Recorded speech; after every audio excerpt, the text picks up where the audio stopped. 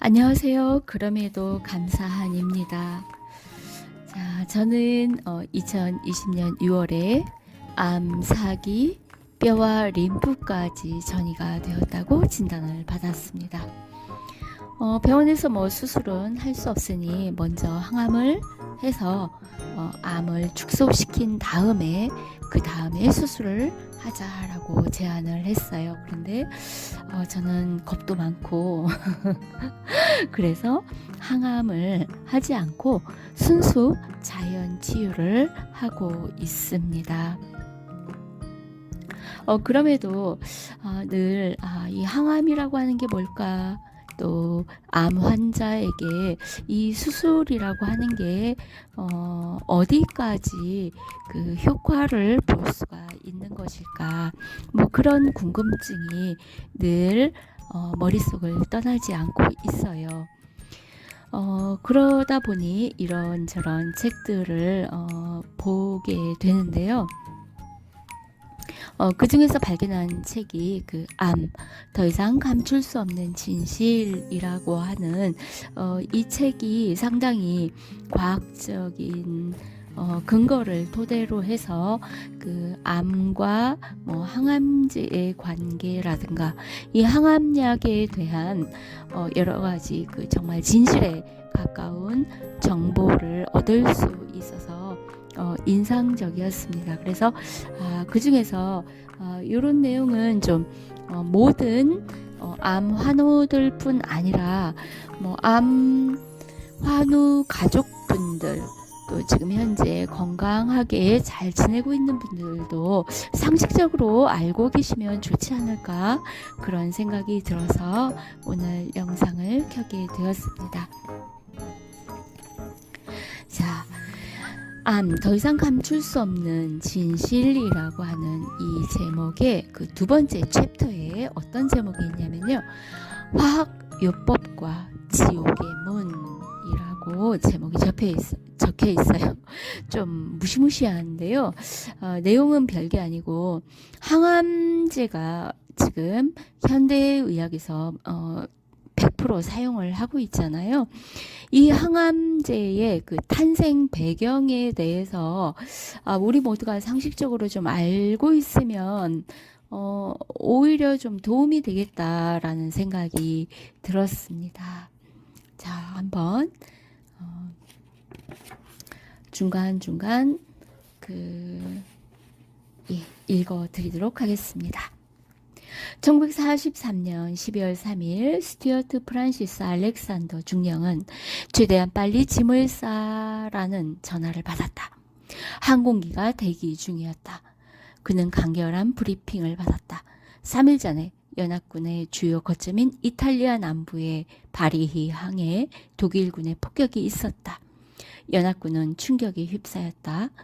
독일 공군의 대열이 가늘게 뻗어 있는 것을 확인하고 그런 식의 공격이 불가능하다고 판단하여 아무런 대비도 하지 않았기 때문이다. 그러니까 독일군과 연합군이 이제 막 싸우고 있는 중이었던 거예요. 하늘에서 폭격이 쏟아지며 끔찍한 장면이 펼쳐졌다. 1차 폭격으로 1000여 명의 연합군이 사망했고 수백 명의 해군 병사들이 가라앉은 배에서 탈출하기 위해 바다로 뛰어들었다. 부서진 배에서 새로 나온 유성 혼합물을 뒤집어 쓴 병사들이 나타났을 때 많은 사람들이 마늘 냄새를 맡았다. 그리고 곧 정체 모를 증상들이 그들을 괴롭히기 시작했다. 많은 병사들이 장렬감을 호소했지만 그 증상을 군복에 흠뻑 스며들어 피부에까지 달라붙은 유성 혼합물과 연관 짓는 사람은 아무도 없었다. 그저 엔진 오일이라고 생각했던 것 같다. 병사들은 밤늦게까지 장렬감을 호소했다. 수의관은 수포가 형성되고 있음을 확인했고 피부에 물집이 잡히는 게 확인이 됐고 그날 밤 내내 더 심각한 증상들이 나타났다. 장렬감에 시달리던 병사들 중 수백 명은 시력을 잃었다. 참 무섭네요. 전쟁이 참 무서운 거죠. 연합군 최고 사령부는 증상의 원인을 이미 알고 있었다. 연합군 사령부는 어떻게 증상을 이미 알고 있었을까요? 그래서 알렉산더를 부른 것이지만 상부의 명령 때문에 기밀을 발설할 수 없었다. 자, 폭격이 있고 나서 그 폭격당한 병사들이, 살아남은 병사들에게 여러 가지 어려움들이 나타나죠. 장렬감, 마늘 냄새, 수포, 뭐 이런 여러 가지 증상이 나타났는데요. 그 증상에 대해서 그 연합군의 최고 사령부는 이미 그 이유를 알고 있었다라는 거예요. 자, 그리고는 이 알렉산더를 불렀다는 거죠. 빨리 와라. 자, 알렉산더는 환자들을 진찰하고 증상에 대해 자세히 들었다. 확인된 증상은 장렬감, 실명, 마늘 냄새였다. 범인은 분명 머스터드 가스였다. 화학전의 영향에 대해 교육받은 적이 있어 쉽게 알 수 있었다. 화학전을 펼쳤나 봐요. 그는 곧장 군의관에게 치료 방법을 알려주었다. 하지만 보고서를 들고 사령부에 도착한 알렉산더는 냉랭한 침묵과 마주했다. 군의관으로서 치료를 계속하되 그 사실을 비밀에 붙이라는 명령을 받았다. 그렇죠. 군대의 명령은 죽으라면 죽어야 되니까. 참. 이 머스터드 가스를 가득 실은 연합군의 군함이 범인임을 덮으려는 것이 분명했다. 연합군이 머스터드 가스로 상대군을 폭격을 가했다라는 거죠. 그런데 그게 알려지면 안 되니까 비밀로 해라고 명령을 했다는 거예요. 유독한 아군의 공격으로 인해 그 후로 몇 주간 83명의 병사가 또 사망했다. 머스터드 가스가 바람에 실려 인근 도시로 날아든 탓에 일반인 사상자도 걷잡을 수 없이 늘어나 약 1000명에 도달했다. 시간이 한참 지나서야 부서진 군함 28척 중 SS존 하비호에 의한 사고였다는 것이 밝혀졌다.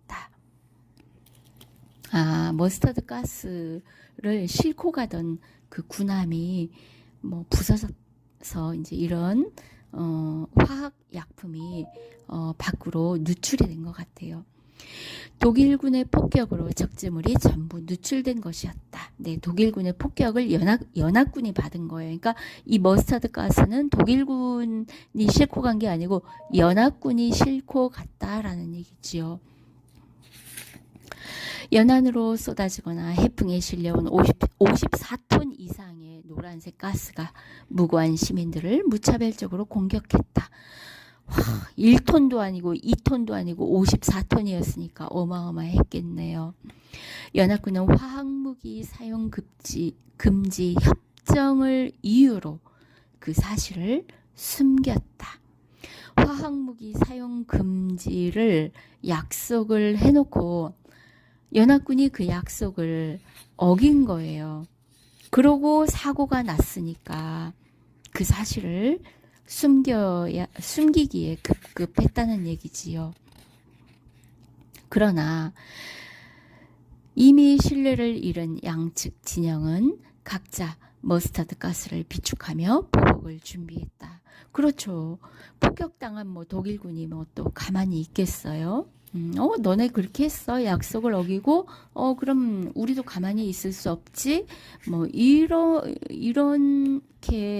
아무래도 되겠죠. 이게 좀 인지상정이 아닐까요? 알렉산더가 구해낸 사람의 수 또는 경감시킨 고통의 양을 정확히 확인할 수는 없었다. 비밀스러운 사건의 베일이 벗겨진 후에야 그의 공로를 인정받을 수 있었다. 하지만 그를 대중의 기억 속에 각인시킨 주인공은 따로 있었다. 그것은 바로 집으로 돌아올 때 여행 가방에 가득 챙겨온 희생자들의 샘플이었다. 자, 그래서 이제 그 샘플로 어떤 양리학자 루이스 굿맨이라는 사람과 알프레드 길먼이라는 양리학자가 이제 연구를 시작을 했나 봐요. 그리고 이 두 사람이 같은 대학의 흉부외과 의사인 구스타프 린드스코그에게 다음의 실험을 도와달라고 요청을 했대요. 그들은 대담하게도 질소 머스타드를 림프종 환자에게 주입해달라고 부탁했다. 환자에게 살아있는 물론 종양에 암에 걸리기는 했지만 환자에게 주입을 달라고 부탁을 했대요. 참 무섭네요. 자, 이렇게 해서 첫 번째 대상자는 합병증으로 심각한 기도 폐쇄를 앓고 있는 비호지킨 림프종 환자였다. 전이가 진행 중이었고 더는 손쓸 수 없는 상태였다. 그러나 정말 놀랍게도 환자의 림프종이 퇴행을 보였대요. 와, 약물을 주입한 다른 환자에게도 같은 결과가 나타났다. 흥분으로 끓어오른 세 사람은 이 극적인 결과를 미군에 알렸다. 하지만 기쁨은 오래가지 않았다. 기밀사항이어서 발설할 수 없었기 때문이었다. 자, 이렇게 해가지고요. 이 세 사람이 1946년에 다시 이제 치료를 계속 했다나 봐요. 자, 이때 백혈병이나 림프종처럼 절개나 방사선 치료가 불가능한 액상종양에는 그렇죠. 이 혈액은 어떻게 수술 같은 게 불가능한 거잖아요. 그래서 늘 액상 그 약물이 굉장히 필요했던 시점이라는 거죠. 그런데 이 질소 머스타드 성공은 치료에 대한 기대감을 자극했다. 어쩌면 약물로 암을 치료하거나 완치시킬 수도 있었다. 전 세계 과학자들과 의사들이 이러한 가능성에 매혹되었다. 첫 항암제가 전국의 림프종 환자들에게 성공적으로 투여되면서 종양학의 새 시대가 도래했다. 항암제의 탄생 배경에는 많은 상징성이 존재했다. 세계 최초의 항암제는 서서히 움직이는 죽음의 구름 속에서 적군의 의지를 꺾어버리기 위해 고안된 물질에서 유래했다. 이 얘기가 뭐예요? 전쟁터에서 상대방을 전멸시키기 위해서 고안된 화학 살상 무기에서 항암제가 유래가 됐다라는 얘기지요. 인류 역사상 가장 어둡던 시대에 2차 대전에 발생한 끔찍한 사고 덕분에, 전쟁 덕분에 치료제로서의 가능성을 발견하게 되었다. 자, 이렇게 해서 항암제의 탄생이 시작이 된 거예요. 자, 질소 머스타드를 항암제로 널리 사용한 첫 시도에 대해 이렇게 기술하였다. 그러나 안타깝게도 항암제가 유통되기 시작한 지 얼마 지나지 않아 아직 시기상조임이 밝혀졌다. 질소 머스타드에 의한 병증의 완화는 일시적이며 불완전했다. 약제는 굳어진 림프절을 부드럽게 할 수는 있었지만 겨우 몇 주 만에 악성 고형 종양이 재발하여 림프절을 가득 채웠다. 화학요법에 대한 불안정한 기대도 날아가 버렸다. 희열은 비판으로 바뀌었고 암치료에 어떤 식으로든 유의미한 영향을 줄 수 있는 약제에 대한 전망도 불확실성으로 뒤덮였다. 처음에는 이 화학 약제를 투여했을 때 림프절이 딱딱했었는데 그것이 부드럽게 변했다는 거죠. 그런데 몇 주 만에 고형 딱딱한 종양이 다시 재발해서 림프절을 가득 채웠다는 겁니다. 자, 이렇게 해서 그 중간에 계속 여러 의학자들이, 병리학자들이나 이런 사람들이 여러 가지 시도를 합니다. 이렇게도 하고 저렇게도 하고 어떤 약을 또 추가도 시키고 이렇게 하면서 쭉 시도를 했어요. 자, 그런데 그런 혼합 약제를 투여하는 데에도 음과 양이 있다라는 제목이 있습니다. 음과 양이라는 제목이에요. 자, 이렇게 의학자들이, 과학자들이 노력을 함에도 불구하고 이 화학약품이 좋은 면도 있지만 나쁜 면도 있다 라는 내용입니다. 그 중에서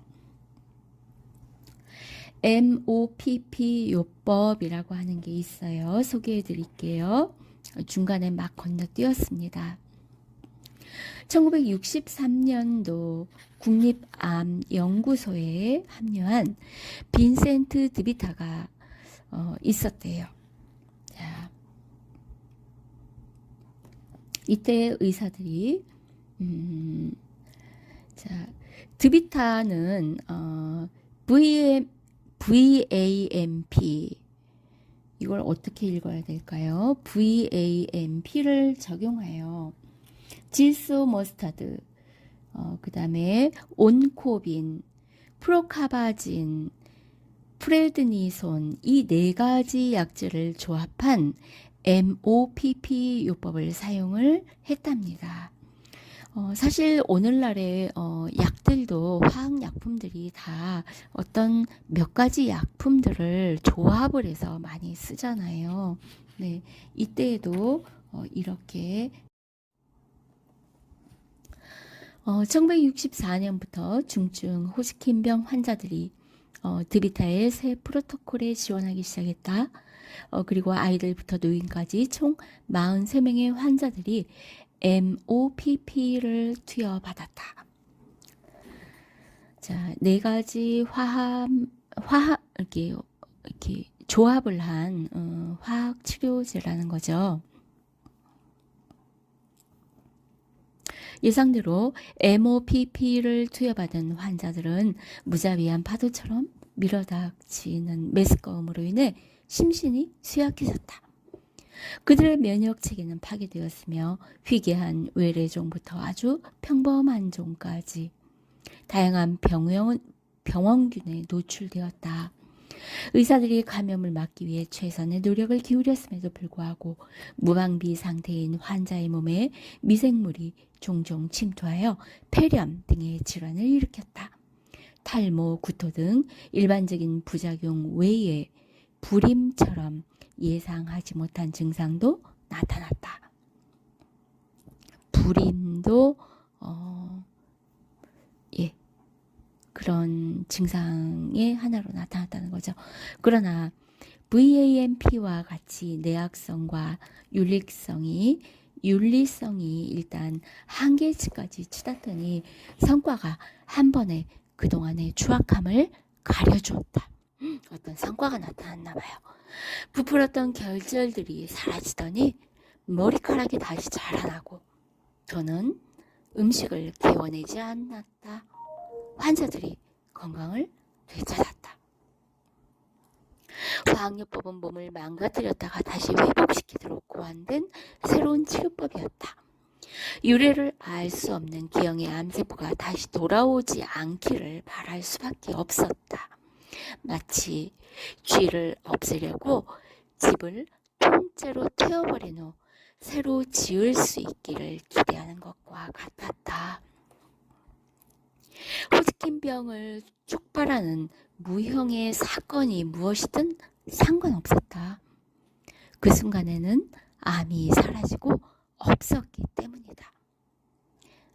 마지막 어린 환자의 VAMP 치료가 끝나고 몇 년이 지난 1963년 가을, 그러니까 아마 61년도부터 시작을 했던 것 같아요. 한 2년 후 정도 지난 다음에 안병동에 슬며시 피어오른 낙관론이 심각한 좌절을 맞이했다. VAMP의 놀라운 치료 효과는 기대한 만큼 오래가지 않았다.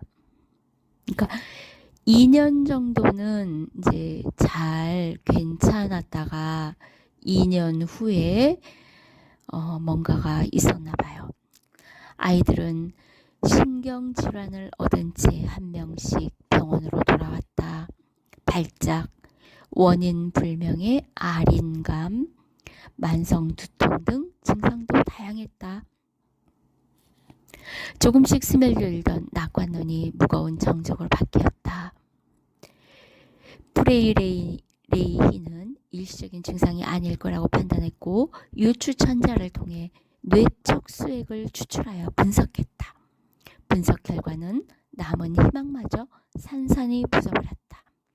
탁한 뇌척수액 속에 범인이 도사리고 있었다. 백혈병 세포였다. VAMP로 백혈병에 감염된 골수와 림프절을 제거했지만 암세포는 신경계의 대사관으로 피신하여 보호받고 있었다. 그러니까 그 암세포가 골수와 림프절 속으로 숨어 들어갔다는 거죠. 그래서 그거를 제거를 했던 거예요. 그랬는데 이 암세포가 이번에는 어디로 도망갔어요? 신경계로 도망가서 피신을 해 있었다는 거죠. 그래서 신경계 속에서 이제 그 환자들을 괴롭힌 거예요. 추적당하지 않는 유일한 장소로 도망간 것이다. 외부 독성 물질로부터 뇌를 보호하려고 세포로 봉인한 뇌혈관 장벽을 암세포 몇 개가 용케도 빠져나간 모양이었다. 흐릿한 시야, 두통, 얼얼한 느낌 등 아이들에게 나타난 증상들을 통해 숨어있던 암세포가 식민지 개척을 위해 다시 증식을 시작했음을 알 수 있었다. 자, 일단은 어떤 화학약품이 들어오면 암세포가 피신을 한다는 거죠. 구석구석 어디론가 피신을 해서 그 다음에 다시 개척을 해서 자기 세력을 증식한다는 거예요. 암세포의 증식이 계속되자 아이들은 의식불명 상태에 빠졌고 얼마 지나지 않아 사망했다.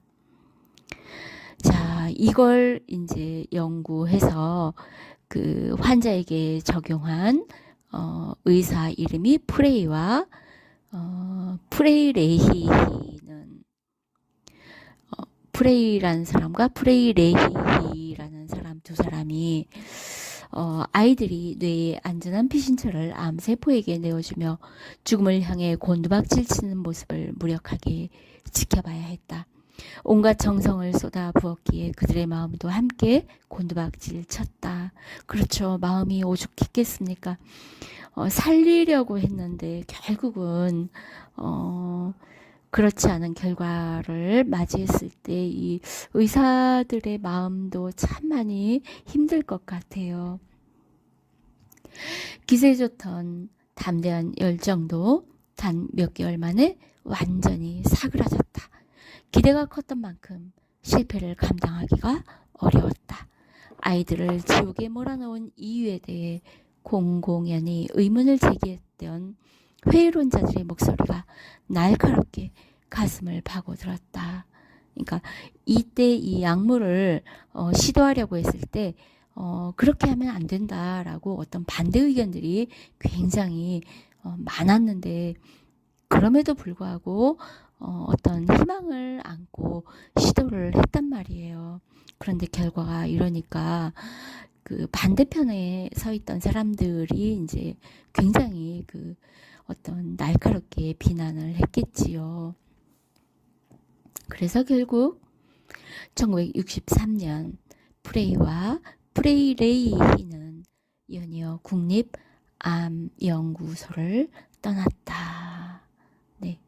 자, 여기까지 이렇게 읽어드렸는데요. 참 씁쓸하지요. 이 이후에도 뭐 암 환자는 어쨌건 계속 나타나니까 의학계에서는 어쨌건 계속 연구를 하지 않을 수가 없었던 거고 또 지금까지 이어온 거잖아요. 화학약품은 이렇게 운명적으로 그 좋은 그 효과를 보는 듯 하다가 결국은 곤두박질 치는 그런 그 고개를 계속 되풀이해 온 것 같아요. 이 항암제의 역사라고 하는 것이. 그래서 제가 오늘 이렇게 소개를 해드리는 이유는요. 물론 저는 그 항암 치료를 하지 않아요. 그런데 이렇게 이제 이 항암 약에 대해서 소개해드리는 이유는 항암약을 뭐죠?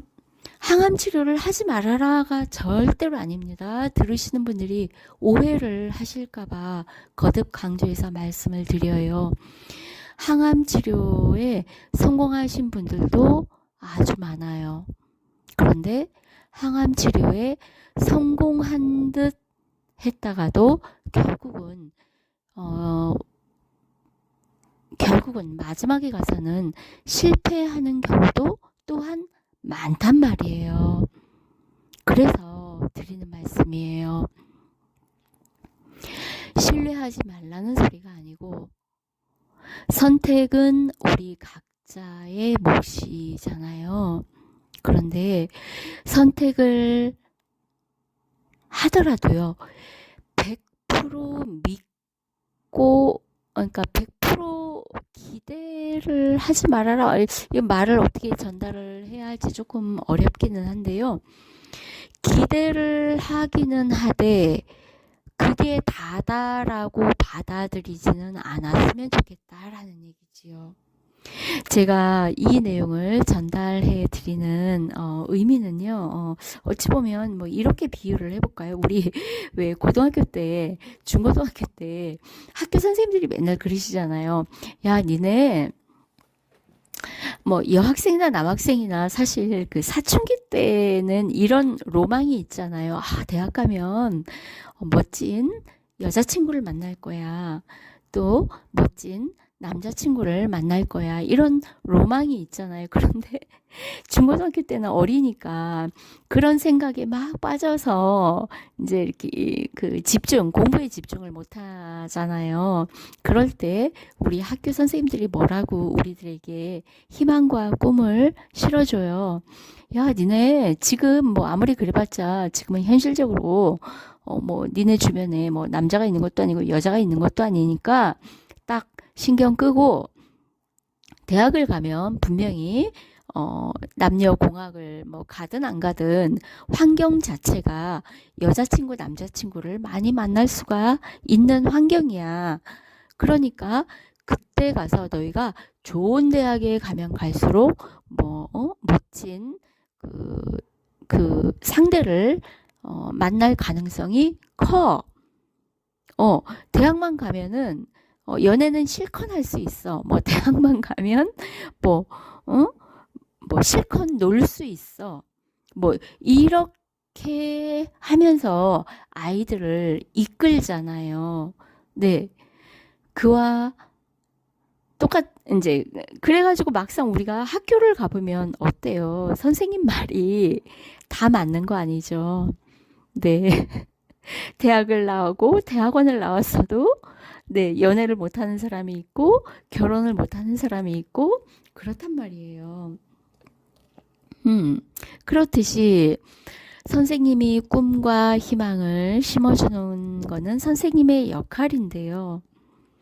그 꿈과 희망을 심어주는 그 말에 100% 올인을 해서 대학을 딱 가서 현실을 맞닥뜨리면 현실은 또 다르잖아요. 다를 수가 있잖아요. 물론 맞을 수도 있죠. 그래서 제가 드리고 싶은 말씀은 우리가 대학을 가서 현실은 그게 아니네. 고등학교 때 그 선생님 뭐야. 믿을 놈 하나도 없네. 이렇게 되면 안 된다는 거죠. 부모님도 마찬가지잖아요. 부모님도 야, 너 지금 공부해. 그리고 열심히 공부해서 좋은 대학 가면 다 해결돼. 네가 사귀고 싶은 여자친구, 남자친구 실컷 만나면서 노는 것도 그때 가서 다 놀면 돼. 이렇게 꿈과 희망을 심어주지만 그 말을 100% 그대로 믿고 대학을 가면 현실은 또 다를 수도 있다라는 거 우리 충분히 겪어서 알잖아요. 항암제도 똑같다라고 저는 생각을 합니다. 우리가 항암 투여를 받고 항암 치료를 받기는 받되 알고 받자는 거죠. 제대로. 대학을 가기는 가되 대학을 가면 조건이 주변 환경이 그러니까 놀 수 있는 환경이 훨씬 많이 주어지고 여자친구나 연애를 할 수 있는 그런 환경이 많이 주어진다라고 받아들이도록 해야지 그게 100% 그렇다라고 받아들이면 안 된다는 거죠. 마치 속았다는 느낌이 들죠. 그렇지 선생님 말씀대로 부모님 말씀대로 내가 연애를 못하고 결혼을 못하고 그랬을 경우에 그 꿈이 좌절을 만났을 경우에는 배신감이 느껴진다는 거죠. 어떤 실패감, 좌절감 그런 것도 느낄 수가 있단 말이에요. 취업 준비하기도 바쁜데 연애는 무슨 개뿔 연애 이렇게 되면 안 된다는 거죠. 그래서 좀 제대로 알고 간다면 어떻게 하는 게 제대로 알고 가는 거예요? 환경이 대학 때는 이러이러한 환경이고 이러니 지금보다는 훨씬 좋을 수도 있어. 그게 오히려 더 정확하게 알고 대학을 들어가는 거다라는 거죠. 그러면 우리가 이 항암제를 받아들이는 데 있어서도 이 항암제 치료만 받으면 나는 100% 암이 나을 수 있어. 나는 100% 수술이 가능해서 암이 치료가 돼. 이렇게 믿고 덤벼드는 거하고 항암제는 이러이러한 부작용도 있고 항암제의 역사가 이러이러한 걸로 봐서는 나한테도 충분히 이럴 수 있어 라고 어떤 여지를 남겨놓고 항암 치료를 하는 거하고는 어떤 결과가 나에게 나타났을 때 그거에 대해서 대처도 또 다르게 훨씬 다르게 대처를 할 수가 있다라는 겁니다. 그래서 저는 여러분께 이런 마음의 여유를 가질 수 있도록 하는 마음에서 이 내용을 전달을 해드리는 거예요. 제 마음이 여러분께 고스란히 잘 전달이 되었는지는 모르겠습니다. 네, 저의 진심은 이렇습니다. 제 마음이 여러분께